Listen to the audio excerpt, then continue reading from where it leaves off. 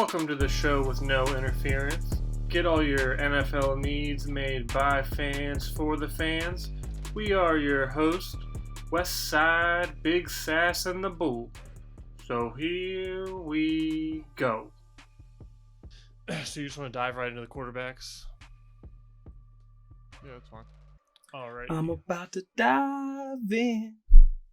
So you're opening it right there, RJ. You just want to break down the quarterbacks themselves and then just rank them, kind of just out of conversation. We'll just wing it. All right, cool.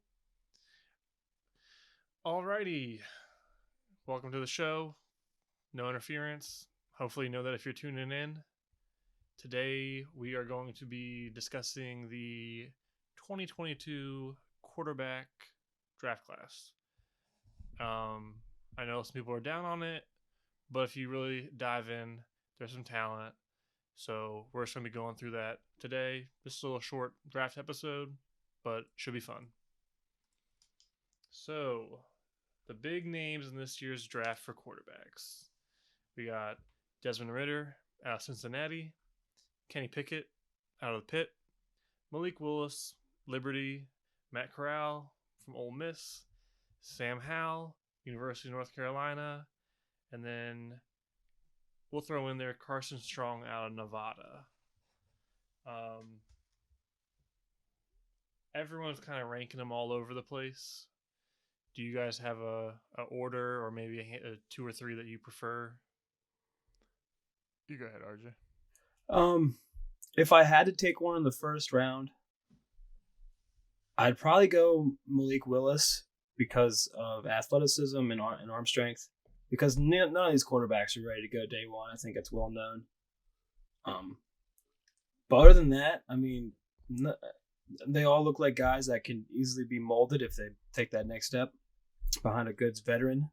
But yeah, he's really the only one. Yeah, a lot of these quarterbacks need to get acclimated, whatever the right word is to pro offense and just the mental side of things. Obviously, some of them have technique issues and things of that nature. But one of the problems is this league is every team is so hell-bent on finding that next franchise quarterback because you need one to win in this league. For the most part, there's some outlying Super Bowl winners that didn't have a star franchise quarterback. But especially nowadays with the talent that's coming in and these freak athletes who can sling the ball 80 yards and also are mobile, every team wants to jump up and draft a quarterback. And especially this year, as RJ just mentioned, there's not really any quarterbacks that are ready to start day one. And in general, rookie quarterbacks aren't ready to start day one, and especially with this talent tree. But teams are going to panic, I think. And once that first one goes off the board, I wouldn't be surprised if 2 or 3 more go in the first round. Yeah, that tends to happen. People get, especially when the draft's actually going, they see that one go, and it's like, oh, here goes the run. Especially if one gets taken in the top 10. Mm-hmm. And then I know no one's super high on any of these quarterbacks, and with what I'm about to say, I'm not comparing, but if you look at the quarterbacks in the AFC, Patrick Mahomes, Josh Allen, Lamar Jackson, even Deshaun Watson, they weren't getting a ton of love. I mean, none of them were top 3 picks. Mahomes and Josh Allen were deemed projects. They had the arm, they had the body, but they're projects. Lamar Jackson, people were saying he should switch positions. So no one really knows. You just got to, if you're a team that needs a quarterback, you got to find someone that fits into your scheme, build around them, play to their strengths. There's more quarterbacks that can play in the NFL than people think, in my opinion. Now we're talking about second round, though. I mean, I can see all these guys going in the second round, no problem. You know, most of them if they go in the second round, I'd be like, yeah, that's great. It's great. Yeah, because I know you're really high on Sam Howell, and I didn't realize how much he actually had a run that year when all of his stars left, like De'Ami Brown, everybody. You know, they all left. He actually ended up getting a career high in rushing yards, so he like kind of did what he had to do. It's pretty impressive. And then same thing with like Desmond Ritter, who out of all of them, I was kind of high on. He's probably one of the ones, even PFF's there. I was looking at their pros and cons list, and like he's the one that could like at least play at the speed of the NFL right now because he's played for 5 years. Sam Howell's played for a while too. In college. I do agree that if you say I have a team with a solid O-line, a reliable running back, and a trustworthy receiver, and you need to drop one of these quarterbacks and hopefully get to the playoffs, Ritter's the one to do that, in my opinion. He's just, I don't know if his ceiling is, I don't know how much he can get better than he already is. Yeah. The one thing that really sticks out to me about him, though, for like the negative side, is his lack of production during, like, for top 5, or what are they called? The top talented defenses in college. Really weird. Power 5 schools. Sorry, there you go. Yeah, I tried to, for all these quarterbacks, say one thing that's like that just a flaw. Like, and for Ritter, to me, it's off-platform throws. And I'm not talking about like the Mahomes, Josh Allen, like jumping throws or fadeaway. I'm just talking about when you don't have your 2 feet set and you can't get the ball, like cocked back, ready to go. He's bad, real bad. Yeah, he's not that big. What is he? 6'1"? 6'3"? I thought. Yeah, he's 6'1". Yeah, I was tripping. He's 6'1". Oh yeah, he's not that big. Which, I mean, there's plenty of shorter quarterbacks in the NFL, but he's not that big. He doesn't have a huge arm. He doesn't have. I don't think he's that elusive. I think he can run. Does he run that much? No, he can take off if a lane opens. Yeah, right. He's a straight line guy. Yeah, and like you said, you think he can be that day one starter in the right conditions, and I think he can make. He has the ability to make reads and whatnot. I just don't think he can make enough throws to start in the NFL, especially right now. I think he gets drafted by the Seahawks or he drops. Could happen. Yeah, you can see him dropping. To like the Vikings later rounds. That's what I'm predicting. Kenny Pickett's a hot topic for us to talk about because we like talking about his gloves, as we were doing earlier. Can't trust him. And I do, and I've said it before, I hate to be the guy that I just don't like saying, oh, he's not going to be a good quarterback because he has to wear gloves. I mean, there's quarterbacks in the NFL that have had to wear gloves. But if it's an actual issue to where he can't grip the football well in a dome in his pro day and for the combine, he has to wear gloves. That's got to be an issue. And does a team like, I'm trying to think of teams that could need a quarterback in outside. Any team Steelers. Yeah, like the Steelers, who have plenty of rain games and other. There's plenty of games in the NFL where you're going to be playing outside in poor conditions, and I'm just really curious. If I was a scout or a team, I would. Maybe they've done this, and maybe he checked off, but I would dunk the ball in water and say throw the ball soaking wet with those gloves and see what happens. I just don't. I get a vibe with him, and he just reminds me of Sam Darnold, Blaine Gabbert, and I could be completely wrong, but I'm just trusting my instincts. I feel like he can make good throws, and his accuracy on the run was pretty good last year. So that's just, as you were saying with Ritter, being like you can plug him in and he can play well, given the right circumstances. I feel that way about Pickett. I don't like Pickett. I don't love him. I wouldn't want to draft him if my team was looking for a quarterback this year. But I think if he was in an offense that had a solid O-line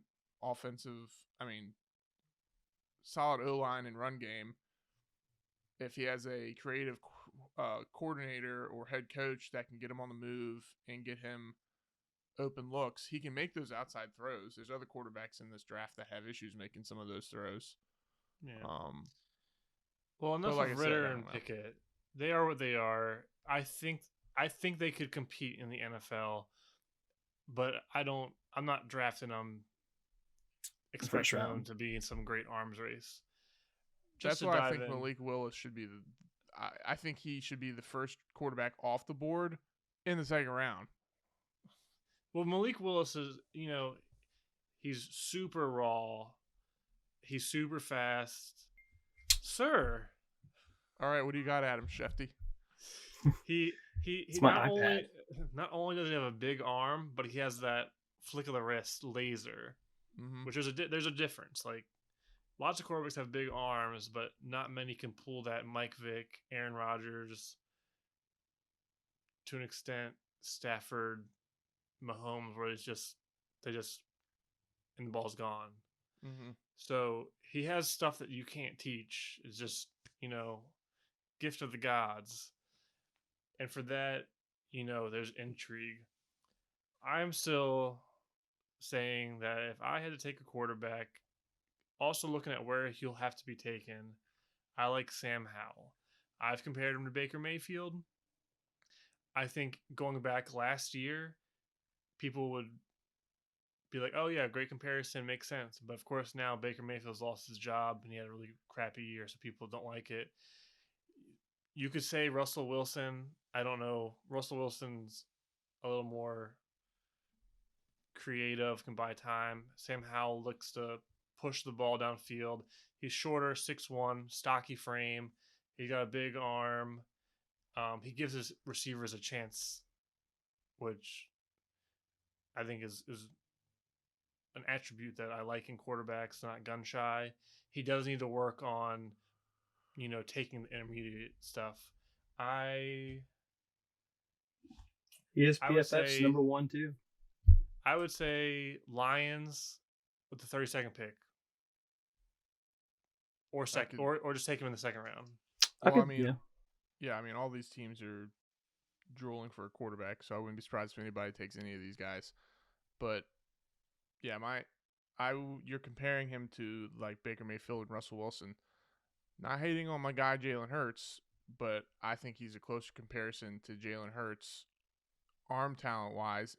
Maybe he's not as athletic and he has a little bit stronger of an arm. But one thing Jalen Hurts does is on deep throws, he doesn't drive the ball with his feet, and he can sometimes let a little too much air on it. And watching Sam Howell's highlights, he did that a few times. We call that giving the receiver a chance. No, it's called throwing it underneath and letting the defender pick it off.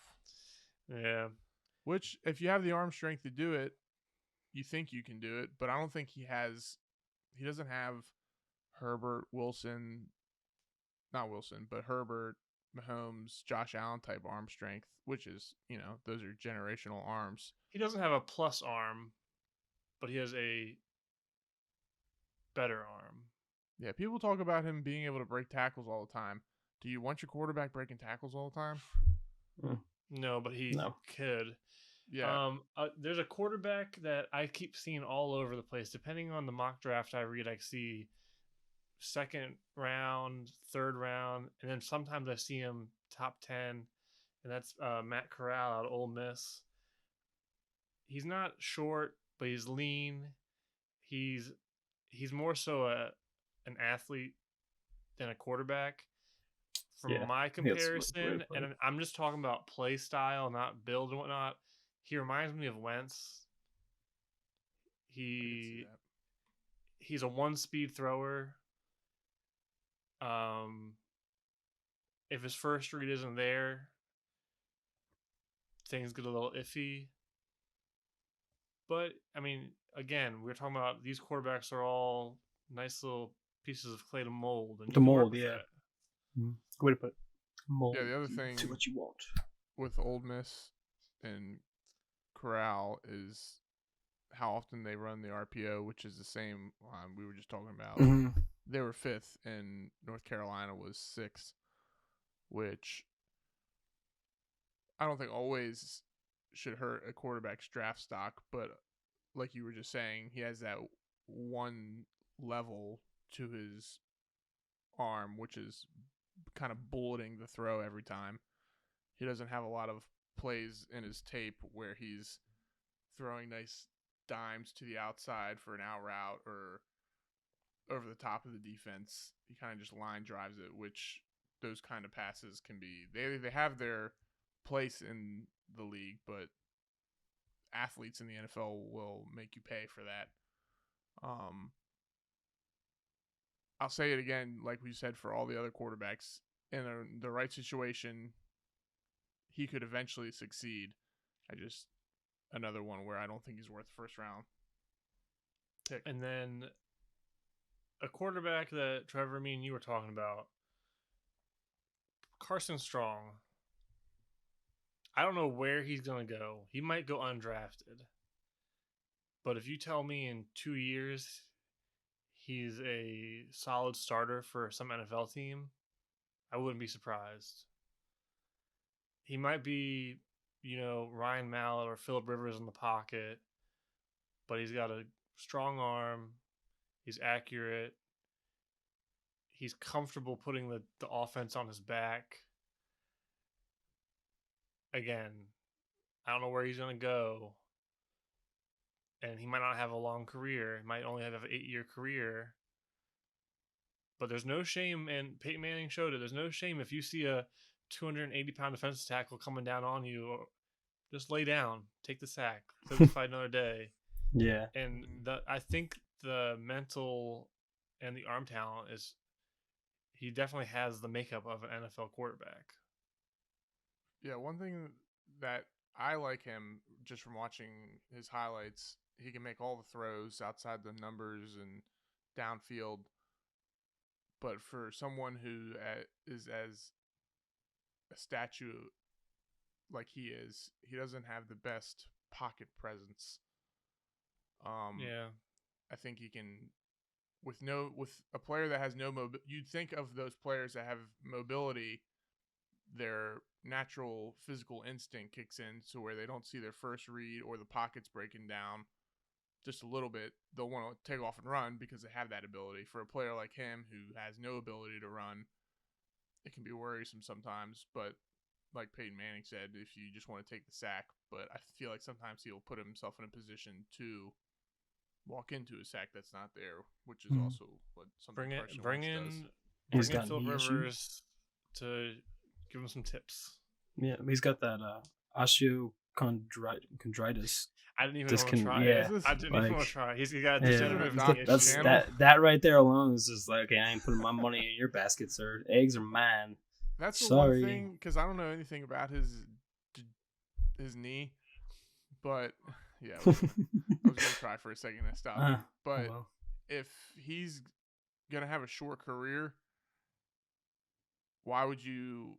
And I like him, but why would you take a flyer on him if you're gonna put him behind a quarterback that you have, and then 2 or 3 years start him, but then you're like, oh shit, he only has 5 years left. I still like him. I would maybe take a flyer on him in if I was barring knee issues.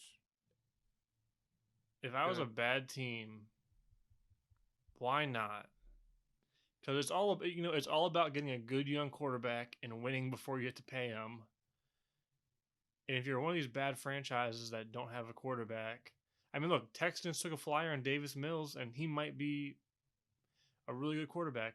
The Jaguars had Minshew. Yeah. They gave up on him. I think that was a mistake on their part. They took a flyer on him, and I thought he looked really good his first 2 years. And then you have all these. I hate saying it, but look at friggin' Brady. Yeah, runs like pick. A duck and the 6th round pick. Worst quarterback combine of all timer. So if I'm a team like, too much pressure thing off the top of my head. If Tom Brady got drafted by a team like the Jaguars or Texans or something like that, he would not have been. I don't think he would have been the player he is today. He turned into the GOAT later in his career, but earlier in his career he benefited from Bill Belichick and the defense and whatnot. But that's another story. Fair point. Like, what if you're the Falcons and it won't have. I can guarantee you he won't get drafted by the Falcons because of the offense Arthur Smith runs. You need a quarterback that can move, but a team that just like Bill Belichick had Brady all those years, and he still almost drafted a quarterback every year. And he got Jimmy G, Matt Castle, Jacoby Brissett. Well, the guy he's compared to is Ryan Mallett too, with some touch. So that's another one too. He got. I'll give one to you, team. For Carson. Draft a receiver in the first round. Let Matt Ryan have the reins for the year, and who better to learn from than Matt Ryan? Do they have a first round pick? They can draft one either way. Yeah. They definitely need another wide receiver. That's for sure. Just throwing it out there. If a good situation for Carson Strong to go into. Yeah. But, I would stick to my guns. I like Sam Howell. And I'm not saying he should be a top 10 pick. I'm just saying if I was going to this draft saying we should get a quarterback, I would be looking at him in the top of the second round. Yeah, it's probably going to be him or Willis of the two first quarterbacks taken. The thing with Willis over. Go ahead. I keep going like RG3 with Willis, but if you compare them as prospects, RG3 was so far ahead of where Willis is right now. I think people would say RG3 was still sort of gimmicky and projecty, but if you compare them, watch them play, and this is RG3 at Baylor, not at Liberty. RG3 is just so much better from a quarterback stance. Well, and people are saying, well, did he benefit more from Baylor's offense and the weapons they had? He did just throw deep all the time, but still. And he doesn't have the elusiveness that Willis has. RG3 was a straight line guy too. Yeah. If he can get past you, like in that Vikings game, they just showed those highlights on burn everybody. He had more wiggle before he tore his ACL in college, and Malik Willis is not Mike Vick Lamar Jackson. Well, nobody is, but he has more elusiveness than that. Yeah, fair not much. Yeah, but so back to the Colts though, they wouldn't even have had a pick ahead of the fourth round if it wasn't for that Carson Wentz trade. So they would have been drafted in the fourth round first, the first pick of the draft this year, if it wasn't for that Wentz trade. I don't care. Trade Jonathan Taylor. So no first round picks for the Colts this year. I mean, honestly, I don't even know what a running back gets you these days, so maybe don't trade them. But we were talking about that too. The value of running backs that's decreasing over the years. Yeah, well, save that for another episode. Yeah, I was gonna say, kind of top it off, but I think we would all agree if these quarterbacks are taken in anywhere but the first round, it's a good pick, but they just don't meet the expectations of being a first rounder. And the thing is, somebody's going to reach, and then it's going to start the run, and then it's over. Supply and demand, and there's already rumors that the Lions want Willis at 2. So, oh god, at what? The second pick? Yeah. What? We were talking about offensive line, defensive line for them. They're going to just pull the rug out. Quarterback. I mean, they have F you Goff. I know. I mean, they have Goff for him to sit behind for a year if they want to do that. True. Just they don't have enough talent. Yeah, because I forgot Goff's under contract through 2022. Any other parting thoughts regarding these QBs? Wish them the best of luck in their careers, and if you end up on Washington, please stay healthy. Nope. I'm looking forward to 2023's class. Yeah, that'll be more interesting, but we'll see. That's part of the NFL. Kind of a crapshoot when it comes to these picks. Very few are guaranteed to work out. What does it for our little draft segment? Thanks for tuning in. This is No Interference with Westside, Big Sass, and the Bull. Appreciate you listening. Like, share, subscribe to the video or our channel actually. please drop a comment. We would love to chit chat about the draft. We have our Instagram, we have our Twitter. Follow us there. Send us a message. But thanks for tuning in. Adios. Bye. See ya.